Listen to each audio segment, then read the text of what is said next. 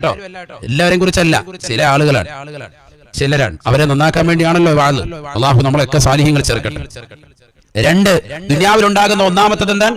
റിസ്ഖിൽ ബർക്കത്ത് പോകും. രണ്ട്, നുഖ്സാനുൽ ഉംരി, ആയുസ് ചുരുങ്ങുമേ എന്ന് നബിയുനാ റസൂലുള്ളാഹി.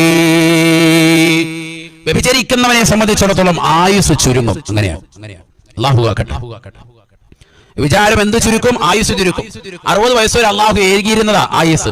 പക്ഷെ ഇവൻ ചെറുപ്പത്തിലെ ഈ പോലത്തിലുള്ളതാകുന്ന ശൈലി അവലംബിച്ചതുകൊണ്ട് അള്ളാഹു സുബ്ഹാനഹു വ തആല അവന്റെ അവളുടെയും ആയുസ് അങ്ങ് ചുരുക്കി. 20 വയസ്സായപ്പോൾ തന്നെ മയ്യിത്തായി. കണ്ടിട്ടില്ലേ എത്ര ചെറുപ്പക്കാർ വണ്ടിക്കടി പോകുന്നത്, അപകടത്തിൽ പോകുന്നത്?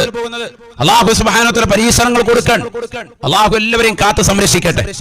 എല്ലാവിധ അപകടങ്ങളിൽ നിന്ന് നമ്മൾക്ക് അള്ളാഹു കാക്കട്ടെ. മൂന്നാമത്തത് വൽ ബുഗ്ളി ഫീ ഖുലൂബിൻ നാസ് ഫഇന്നഹു യദ്ഹിബുൽ ബഹാ. മനുഷ്യരുടെ ഹൃദയത്തിൽ, ജനങ്ങളുടെ ഹൃദയത്തിൽ അവനോട് വലിയ ദേഷ്യമായിരിക്കും, അവനെ വലിയ ഇഷ്ടമില്ല.